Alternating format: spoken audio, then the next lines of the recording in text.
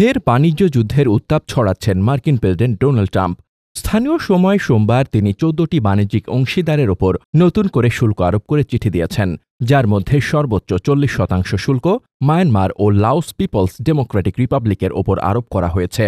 এই তালিকায় বাংলাদেশও রয়েছে। আগামী ১ আগস্ট থেকে এই শুল্ক কার্যকর হবে। ডোনাল্ড ট্রাম্প বলেছেন, তিনি এখনও আলোচনার জন্য উন্মুক্ত।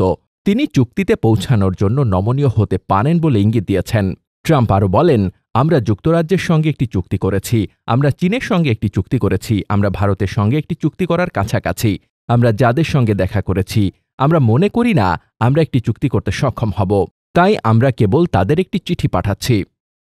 ট্রাম্প যেসব দেশের কাছে চিঠি পাঠিয়েছেন: লাওস ৪০% শুল্ক, মিয়ানমার ৪০% শুল্ক, থাইল্যান্ড ৩৬% শুল্ক, কম্বোডিয়া ৩৬% শুল্ক, বাংলাদেশ ৩৫% শুল্ক, সার্বিয়া ৩৫% শুল্ক, ইন্দোনেশিয়া ৩২% শুল্ক, দক্ষিণ আফ্রিকা ৩০% শুল্ক, বসনিয়া ও হার্জেগোভিনা ৩০% শুল্ক, মালয়েশিয়া 25% শুল্ক, তিউনেশিয়া 25% শুল্ক, জাপান 25% শুল্ক, দক্ষিণ কোরিয়া 25% শুল্ক, কাজাখস্তান 25% শুল্ক।